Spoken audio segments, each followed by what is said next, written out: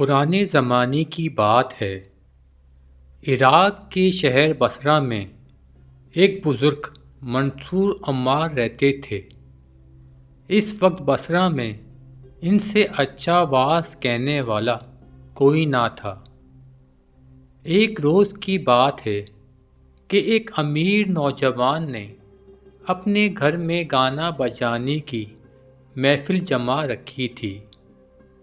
اس نوجوان نے اپنے غلام کو 4 درہم دیے کہ جاؤ بازار سے مٹھائی خرید کر لاؤ۔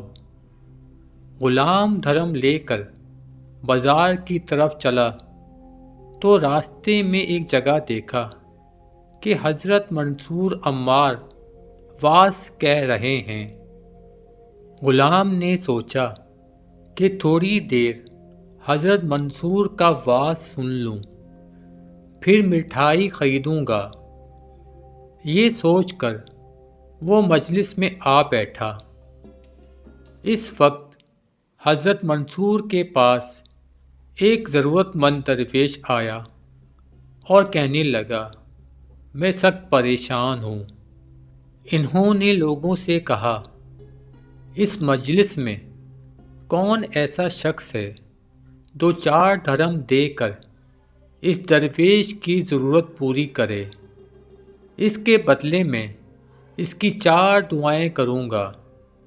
غلام نے اپنے جی میں سوچا کہ یہ 4 درہم جو میرے پاس ہیں کیوں نہ اس درویش کو دے دوں اور حضرت منصور سے 4 دعائیں کرا لوں۔ اس نے وہ 4 درہم درویش کے حوالے کر دیے۔ حضرت منصور نے خوش ہو کر غلام سے کہا، بتاؤ تم کیا چاہتے ہو؟ غلام نے عرض کی، حضور میں ایک امیر شخص کا غلام ہوں۔ پہلی دعا یہ کیجئے کہ اللہ تعالیٰ مجھے آزادی دے۔ دوسری دعا یہ کیجئے کہ اللہ تعالیٰ میرے مالک کو توبہ کرنے اور نیک بننے کی توفیق دے۔ تیسری دعا یہ کیجئے کہ مجھے ان 4 درہموں کے بدلے میں 4 درہم اور مل جائیں۔ چوتھی دعا یہ کیجئے کہ اللہ تعالیٰ مجھ پر، اس مجلس میں بیٹھے ہوئے تمام لوگوں پر اور میرے مالک پر اپنی رحمت کرے۔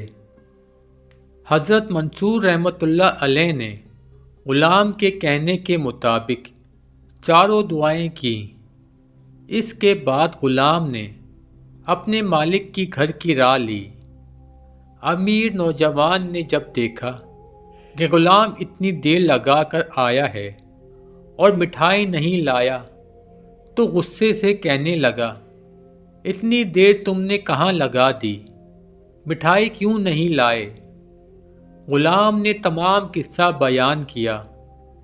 یہ سن کر نوجوان کو مٹھائی کا بالکل خیال نہ رہا۔ وہ کہنے لگا، وہ کیا دعائیں ہیں جو تم نے حضرت منصور سے کرائی ہیں؟ ذرا مجھے تو بتاؤ۔ غلام نے عرض کی، میری پہلی دعا یہ تھی کہ اللہ تعالیٰ مجھے آزادی عطا فرمائے۔ دوسری دعا یہ تھی کہ اللہ تعالیٰ آپ کو توبہ کرنے اور نیک بننے کی توفیق عطا فرمائے۔ تیسری دعا یہ تھی کہ اللہ تعالیٰ مجھے ان 4 درہموں کے بدلے میں 4 درہم اور عطا کرے۔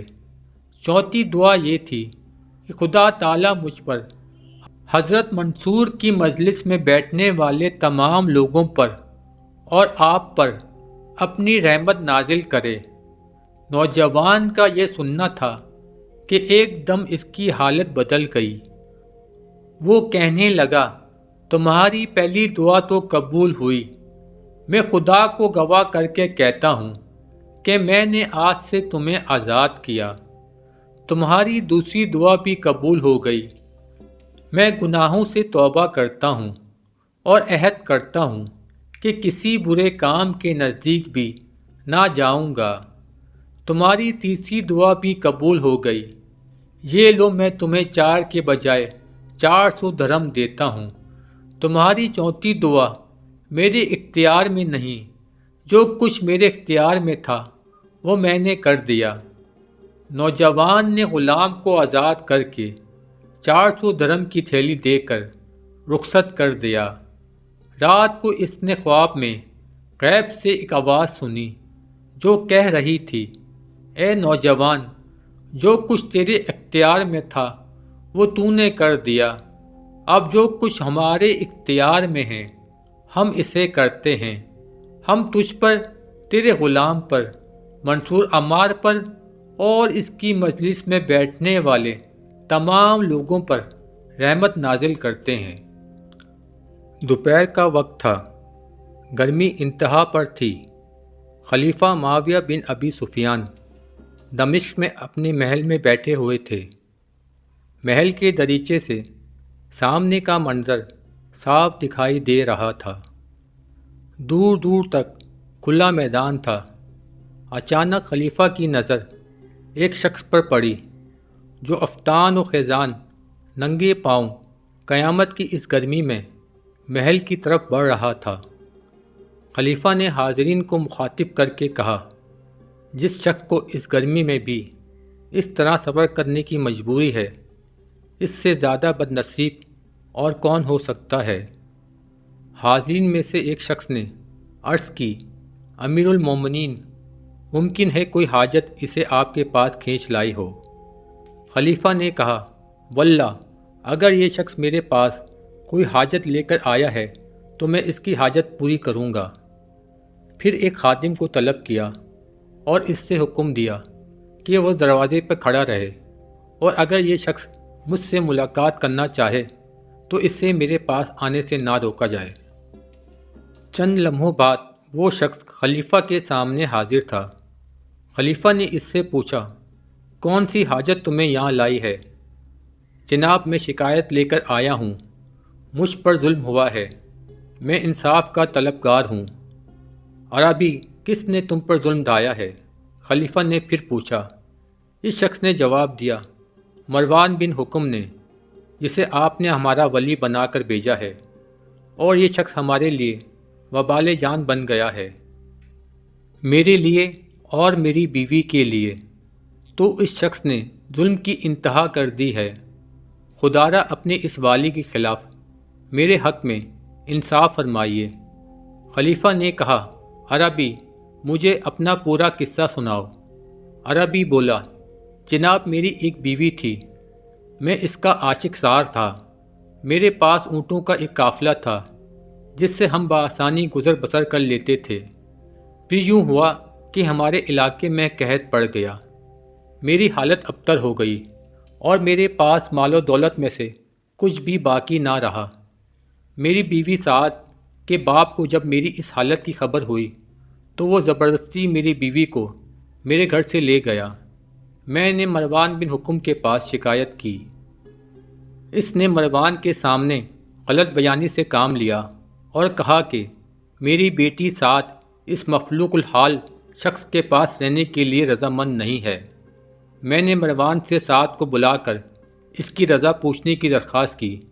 چنانچہ مروان نے سعد کو طلب کیا، مگر جب سعد حاضر ہوئی اور مروان کی نظر اس پر پڑی تو وہ مروان کو پسند آ گئی، اور بجائے انصاف کے وہ الٹا میرا دشمن بن بیٹھا۔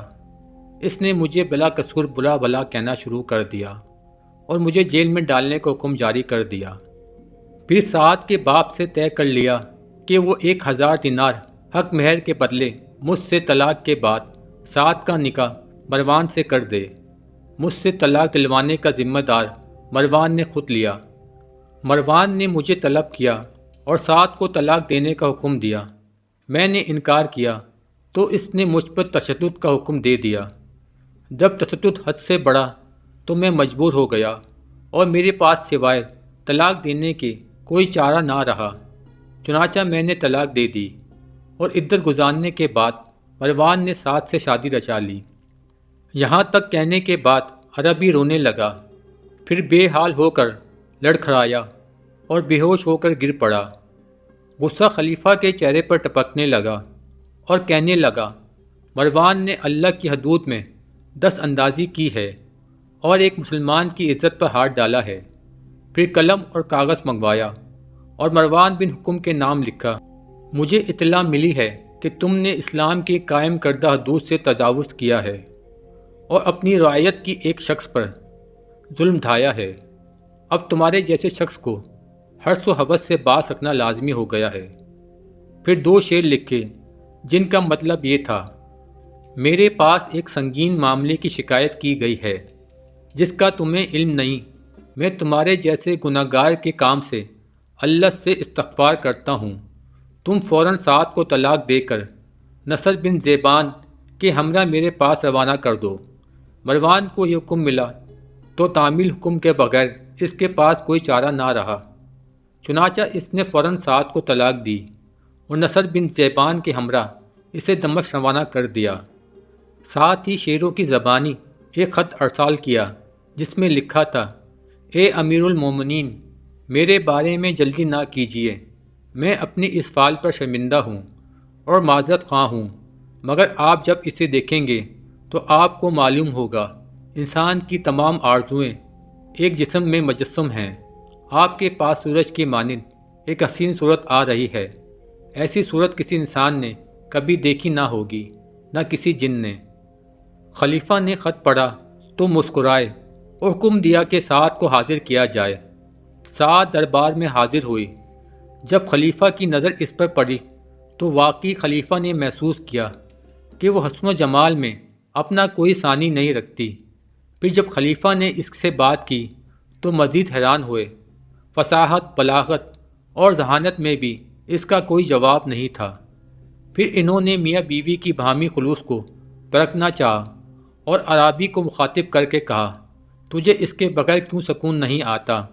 میں اس کے عوض تجھے چاندی جیسی حسین و جمیل ترین کنیزیں عطا کروں گا۔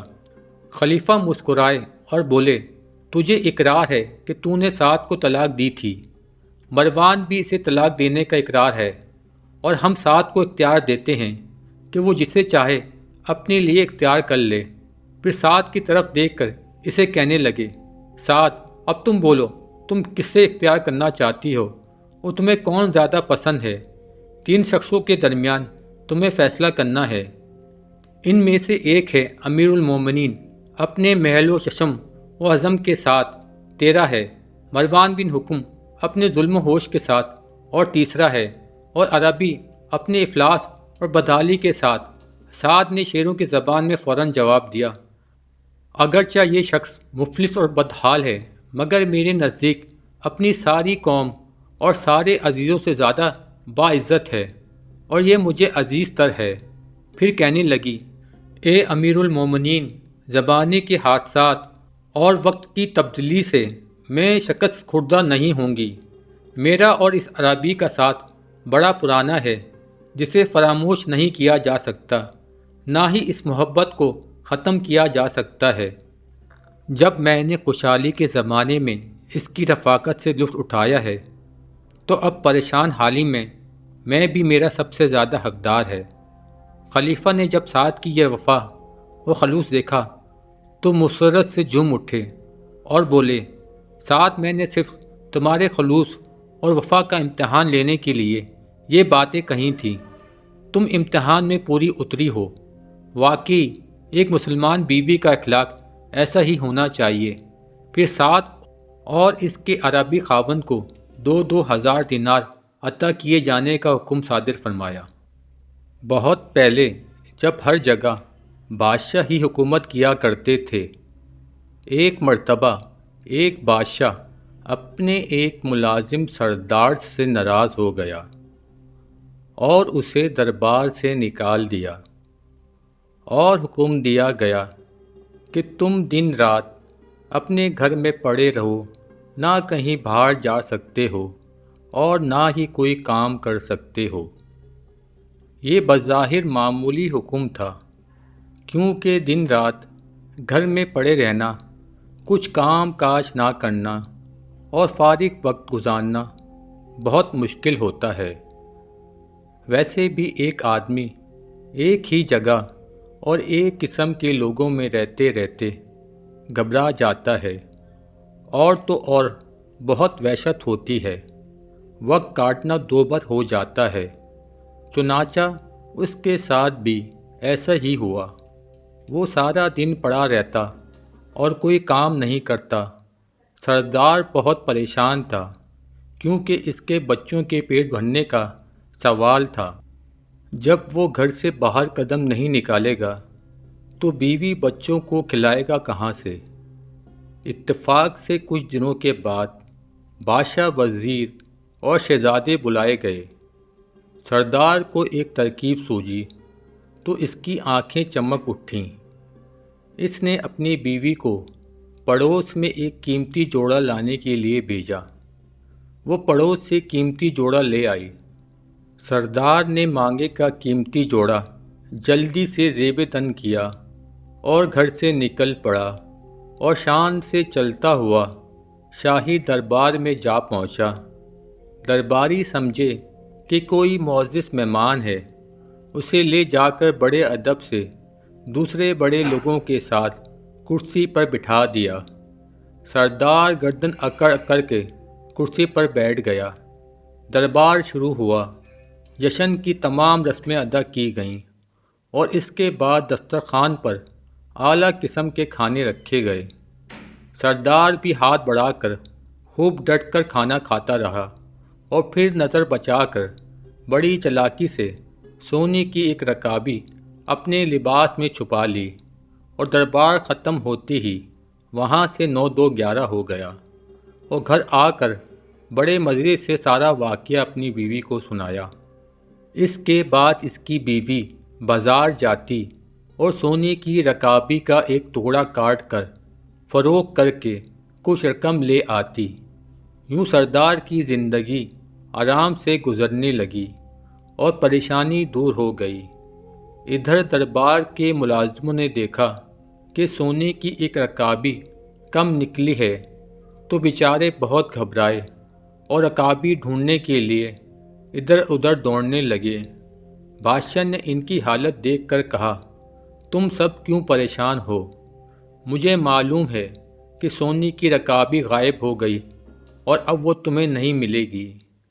مجھے یہ بھی معلوم ہے کہ وہ رکابی کس نے چرائی ہے۔ اگلے سال پھر جشن ہوا اور دربار مہمانوں سے بھر گیا۔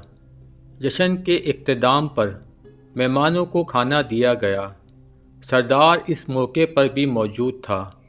کھانا کھانے کے بعد پھر اس نے نظر بچا کر بڑے اطمینان سے ایک سونے کی رکابی اپنے لباس میں چھپا لی۔ دربار ختم ہو تو مہمان جانے لگے تو سردار بھی محل کے دروازے سے باہر نکلنے لگا کہ اچانک بادشاہ سامنے آ گیا۔ بادشاہ کو دیکھ کر وہ بہت سٹپٹایا اور گھبرا کر ادھر ادھر دیکھنے لگا۔ بادشاہ نے ہاتھ بڑھا کر اس کا ہاتھ پکڑا اور کہا، پچھلے سال کی رکابی ختم ہو گئی، جو پھر ایک اور رکابی لے جانا چاہتے ہو؟ یہ سنتے ہی سردار کے ہوش اڑ گئے اور خوف کے مارے کانپنے لگا۔ آخر کار بادشاہ کے قدموں پر گر پڑا اور کہنے لگا، حضور کے حکم کی تعمیل میں مجھے میرے گھر میں بند کر دیا گیا تھا۔ کئی مہینوں تک پریشان و تنگدست رہا، آخر مجبور ہو کر یہ نازیبہ حرکت کی۔ حضور مجھے معاف کر دیں۔ بادشاہ کچھ دیر سوچتا رہا، پھر کہنے لگا، اچھا، ہم نے تمہیں معاف کیا اور تمہاری ملازمت بھی بحال کر دی۔ غلطی ہی ہماری تھی، ہم نے حکم ہی ایسا دیا تھا کہ آدمی بھوک اور تندرستی سے مجبور ہو کر چوری کرنے پر آمادہ ہو جاتا ہے۔ اگر ہم تمہیں گھر میں قید نہ کرواتے تو شاید تم ایسی حرکت کبھی نہ کرتے۔ جاؤ، اب ایسی حرکت نہ کرنا۔ چوری بہرحال بری حرکت ہے۔ بادشاہ اور سردار دونوں نے غلطی کی تھی، دونوں نے اپنی اپنی غلطی تسلیم کر لی اور ایک دوسرے کا آئندہ کے لیے عبرت حاصل ہو گئی۔ کہتے ہیں پھر سردار نے کبھی چوری نہ کی اور نہ بادشاہ نے کبھی اسے ایسی کوئی سزا دی۔ پیارے دوستوں، میں نے آپ تک دلچسپ سبق آموز کہانیاں، واقعات اور قرآنی داستانیں پہنچانے کا تہیہ کر رکھا ہے۔ آج کل لوگ الٹی سیدھی بیکار فضول کہانیوں کے سلسلے پیش کر رہے ہیں، جن کا نہ کوئی مقصد ہوتا ہے، نہ سبق، اور نہ ہی کوئی فائدہ۔ امید ہے اس طرح کی ویڈیو آپ کو بہت پسند آئیں گی اور آپ میری اس اگلی ویڈیو کا شدت سے انتظار کریں گے انشاءاللہ۔ اللہ کریم ہمیں ان سے سبق حاصل کرنے کی توفیق عطا فرمائے، آمین یا رب العالمین۔